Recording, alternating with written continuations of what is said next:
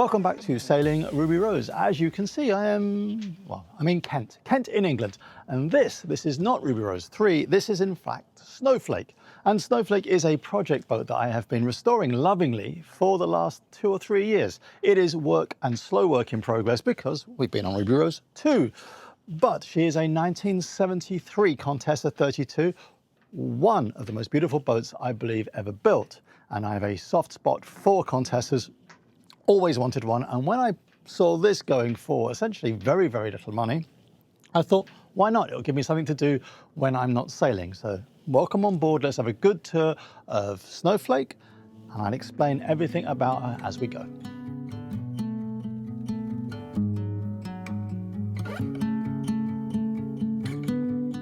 So welcome to Snowflake of Hamble. The stern beautifully tapered, even in itself. I adore the shape. The cockpit is wide and deep and narrow, tiller steered of course. The cushions are a job that I have already made, no sailrite involved in that, but a lovely comfortable place. To port we have a storage locker for the usual boat accoutrements, most of its cleaning things at the moment. After that we have a gas locker, and then behind that we have a third locker which used to have a heating system in, which is defunct, and that will be replaced all in good time. But she is wide and deep and comfortable, and the coamings give you a real feeling of security. Winches are both port and starboard and also up on the coach roof. All in all, a really, really lovely space to be. Everything, the curves on this boat are just beautiful. Large winches for, these are the sheet winches for the jib or the Genoa. And the profile of the boat is absolutely stunning. She has a very, very fine tapered bow. This is not a modern production boat. This is a boat that is designed to absolutely cut through the waves. She's, from almost every angle, beautiful.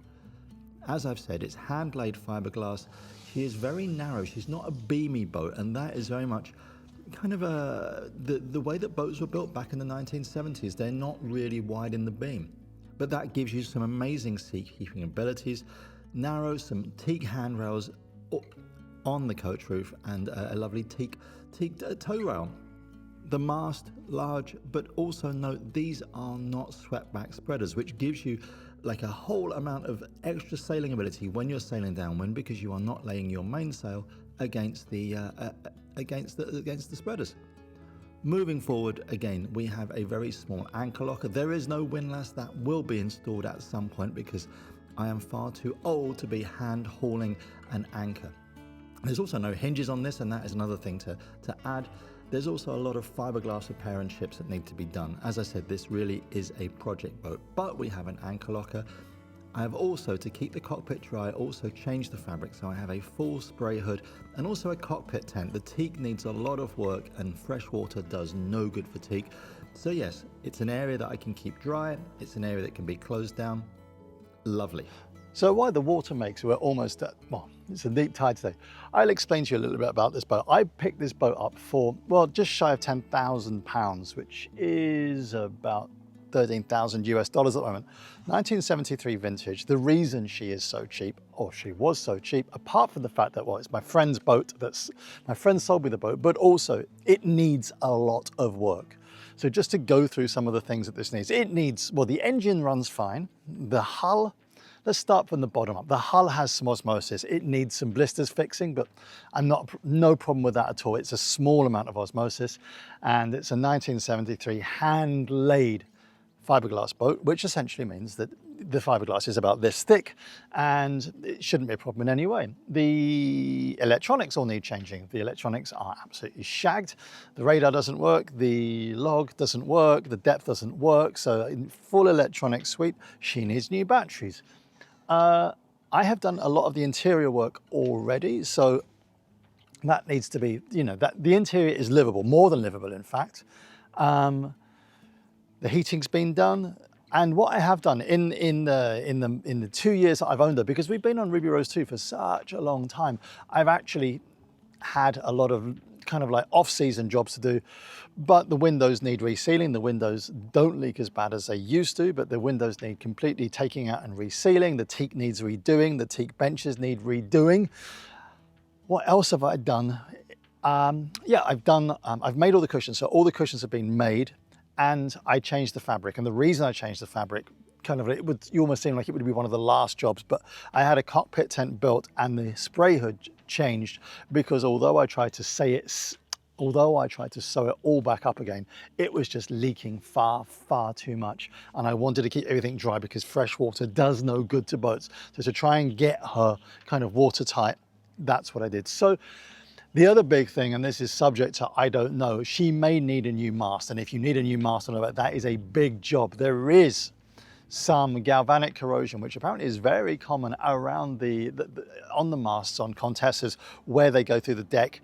They are sheathed normally, but again, I talked to a rigger and he said, if you're going to go seriously offshore, you may need to get a new mast. So there is a lot of work to do. So this boat isn't going sailing anywhere soon, but she is a labor of love. And as I've said already, for me, well, I've always wanted a Contessa and I like getting my hands dirty. So I'll take you down below, show you everything down below, and then we'll have a little chat about it. And now for 30 seconds of absolutely shameless advertising, the Boat Life Manual. Teresa and I have spent 2 years writing this book. It is a complete guide for everything you need to know about living on a boat, buying a boat, what to look for new and used, how to deal with brokers, how to deal with children, pets, and each other. Practical Boat Owner, I've already said it is one of the best Christmas reads, and if you want further convincing, the foreword is by one of the greatest sailors ever to have lived, Di Caffari. Links and description below.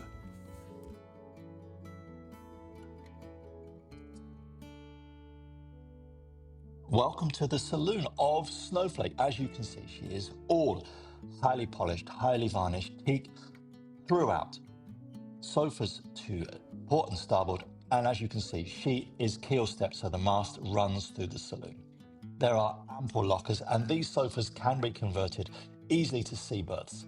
So it's actually a very comfortable place to be. The table drops to form a double bed and also opens to form, well, you can see 8 people around this. Really, really lovely space to be. We just took at the port hand side here. As you can see, there are some beautiful little reading lights. I've changed all those. The lockers are deep. The central locker, which has a removable bar just for stowage, I use that as a drinks cabinet, and the lamps are all oil. So I have oil lamps here which keep the boat very, very warm. The tonnage plate, there's obviously a marine clock and a barometer. It's just a really nice area. So everything is done in brass. And I find the blue upholstery, the teal upholstery really complements everything. It's a very well put together boat, but aesthetically very, very beautiful as well. So sea kindly beautiful at anchor, but the amount of handholds and grab rails throughout, she is in a seaway, she would be very, very, very safe. But yeah, I am very, very enamored with the inside of Snowflake, and this is the work that I've been doing for the last couple of years in getting her ready. Let's take a quick look at the stowage here. The lockers are quite deep, I would say 10 to 12 inches. This bar comes out keeps everything stowed during the seaway. Behind the sofas there are, again, shallow lockers. Obviously this is full of tools, and I still have the original manual for the engine here. I've got a lot of original documentation, which is actually really, really lovely to see. Under both sofas, we have, again, additional stowage lockers. It's full of stowage. The table here, as I said, pops out to 8 people. There are handrails and grab rails throughout.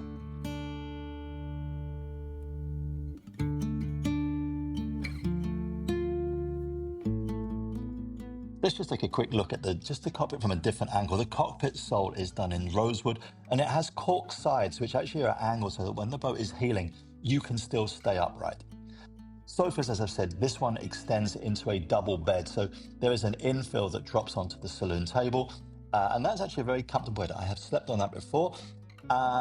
Also, there is a hinge on the table. So that will open up, expand into an 8-person table. Again, everything is done very, very, very practically here. Now let's take a quick look at the galley. Now this is to port, and I'll show you exactly where that is. The galley is perfectly functional. She has a perfectly functional fridge with an ice box. There is stowage behind the work surface. And I have just a hand-operated sink pump. There is no hot water on this boat, and I don't actually want to put hot water on there. A fully gimbaled stove with a grill and an oven, and again, the work top here I've just put on just to give me a little bit more space, but it's fully functional. The cooker works absolutely fine in a seaway. As with Ruby Rose, the gimbaling allows us to cook in any sort of state of affairs. And then under the galley, we have obviously fire blankets, we have fire extinguishers, and some small stowage here. I've got some just pots and pans in here. Because the electrical system is now up and running, there's a lot of kind of random electrical cook pots. I've got to save gas.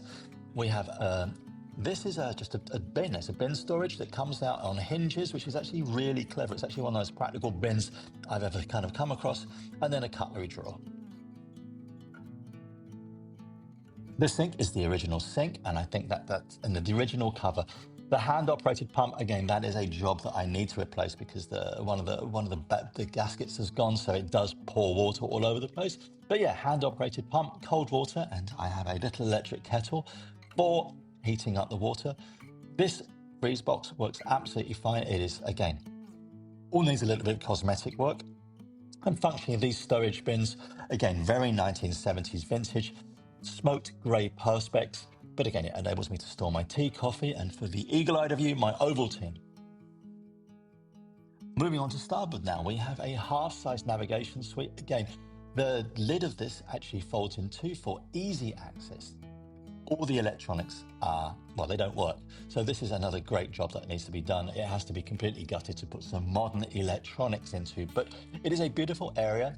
A very plush navigation seat, and after that we have a quarter berth. Now that it is probably smaller than a coffin, and they are known as coffin berths. So there is a quarter berth here for the fifth crew member. At the moment I use as stowage. I have a spare tiller in there because I'm in the UK. That is a dehumidifier, and I think you can basically see a little bit of the foam I used to make the cushions with, just that I've got some offcuts. But again, that is about 7 foot long, so at a pinch you could sleep in that.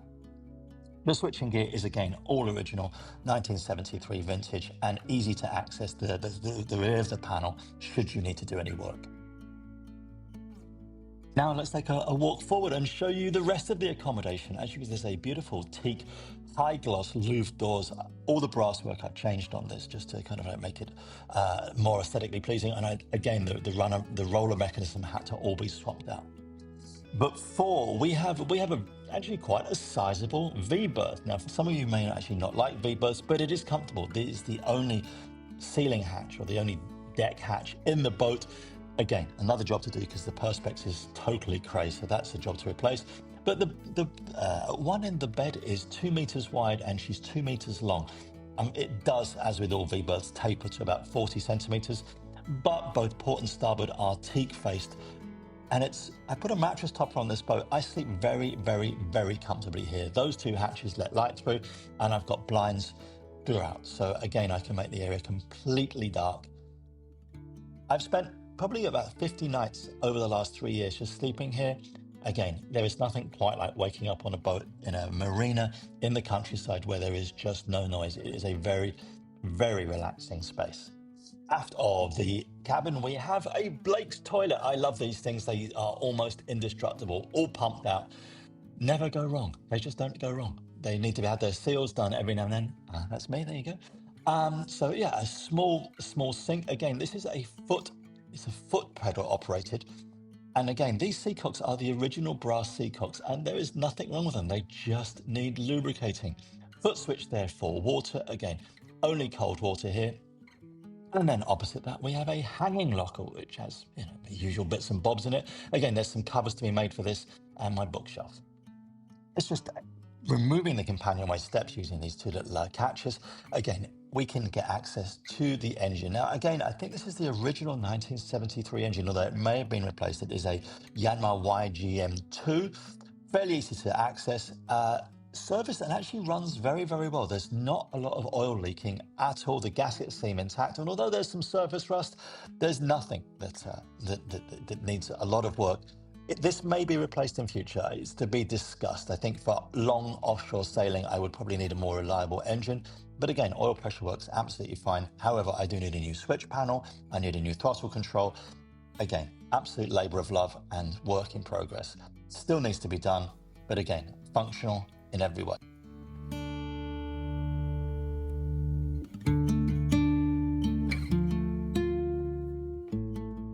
So let's just run through some specifications. She's a 32-foot boat, but the length of the waterline is only 20 foot. 9 foot 6 beam, 5 foot 6 draft, and the displacement is 4,300 kilos, of which she has 2,000 kilos of ballast. That is an extremely, extremely safe boat. The angle of vanishing stability on this is 156 degrees. She has a masthead sloop, a very high aspect mainsail, and a large overlapping genoa. Again, the narrow hull and fin give you amazing wind maneuverability, but she is wet decked. So yeah, you are going to need a good spray hood in this boat. So what do I love about this boat? Well, apart from the fact that inside I find her beautiful. I find it absolutely beautiful. If you go onto modern production yachts, and you've seen us do lots and lots and lots of boat reviews, essentially the modern production yachts, it's all chipboard, it's all MDF. This is solid wood. It comes from an age when hardwood was far more readily available. All these are mahogany teak lockers. The bulkheads are actually plywood. Everything is done in teak, and whether or not you like that sort of look, it is a very classy looking boat. She's also super, super, super tough. These Contessa 32s have gone around the world. They've done the Northwest Passage. One actually did the Arc with us. It came in, I think, last because it is so slow. In addition to that, what else do I like about the Contessa 32? She's tough. She comes from a whole very, very long pedigree, 54 years of pedigree. She has a very kind of tapered bow, and a lovely kind of curved stern, which essentially means she's a very sea kindly boat.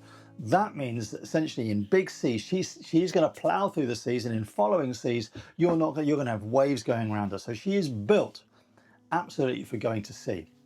Essentially, she's also an encapsulated keel, which essentially is almost unheard of these days. There are some custom built yachts that still have encapsulated keels where the keel is actually molded into the hull, and that gives you a lot of strength. But it also means that when you're heeling, the waves, especially if you're in a beam sea, don't just smash against the join between the keel and the hull, which actually gives you a lot of banging and a lot of motion. And we found that in our second Atlantic crossing, when we were just in a beam sea off the coast of the Azores. I think we had a really rough passage. This is kind of far more sea kindly for that perspective. In addition to that, you've got a semi-long keel, which gives you far more stability. This is a boat I will take to sea when she's finished. Again, there's a lot of work to do. I reckon that even full-time, it would take me a year to get this right. What is not to like about her? Well, let me go through the negatives, because every boat has a negative. The first thing I would say about this boat is that this is a 32-foot boat. I had a 32-foot hands before we had Ruby Rose 1. So the same waterline length, but what you will find in this boat is she has possibly half the internal volume. She doesn't have much headroom, and because it comes from a different age of yachting. Would I take this around the world? Yes. Would I take my hands 32 around the world? Absolutely not. So you do lose a lot of interior space. The cockpit is small and pretty cramped for a modern boat with a flat stern. She's tiller steered. I actually like tiller steering, but again, that means that you are limited to your autopilot choices. In addition to that, with that kind of like curved stern, there is not a lot of aft space. In my hands 32, to starboard, I had a head, so 4 size standing heads. And in that heads, I had a toilet, a stand-up shower, and a sink. In the other side of my hands, on the starboard side, I had a double cabin. Here, I've got a quarter berth, which is probably no bigger than a sleeping bag. And there is nothing on the other side, because on port, there's just a locker, a storage locker. So interior space is very, very, very much reduced, as is headroom. This is not a boat for like a 6'3" guy or a 6'3" woman for that matter. So again, it is much, much smaller. The other thing to note about this, she is long-keeled or semi-long-keeled, and that means that she is going to be a bastard to maneuver in short spaces. She won't turn very easily. And so compared to, say, a fin keel, you are looking at close quarter maneuvering being slightly more difficult than a fin keel, because she won't turn. So you have to rely on prop walk And I'm not sure, I've never seen one with a bow thruster on it, but I'm sure that some people have put bow thrusters on to aid themselves. Not necessary for me on a 32-foot yacht. So yes, it's not perfect. Every boat is a series of compromises. This boat is clearly a series of compromises, and the compromise being that, well, interior space, performance in marinas or maneuverability in marinas is haphazard, but advantages for me, especially for offshore, outweigh disadvantages. Another thing you will notice is this comes from a very old school of design. So we've got flat spreaders. We haven't got these swept black spreaders, and that essentially means that sailing downwind, we are allowed, you know, it's easier to kind of lay a mainsail almost kind of like on a beam to allow it to kind of like, so you're going to get better sailing performance downwind using your white sails. Overall, absolutely love this boat. And as we move on to reviewing boats, it's great for us to be able to go in and say, okay, look, we are looking at boats, we're looking at, you know, all these beautiful new yachts. But it occurs to Teresa and I that realistically, there's a lot of people that just want to get into sailing. And yes, of course you can look at $1 million yacht, or of course you can look at a $500,000 catamaran, but why don't we look at what also is available on the market? That, you know, this is a £10,000 boat, and you can get boats that are much, much cheaper than this. So to get people into sailing, we're going to review what I think is kind of like the top monohulls kind of on a budget used around the world. So that is another thing, another project we've got, because we desperately want to get people into sailing to make sure that we keep preserving this sport and this passion for us and future generations. Hope you like this one. This is Ruby Rose 2.1, we'll call it, because it's clearly not 3, it is Snowflake of handball. So I hope you enjoyed this one. If you have any suggestions for boats you want us to review, or you want us to come and review your boat, let us know and, you know, drop us a line. So hope you enjoyed this one. Give us a like. I think Teresa always says, give us a subscribe to the channel, because apparently like and thumbs up are the same thing. What do I know? Anyway, hope you enjoyed this. Catch up with you all really, really soon. Goodbye.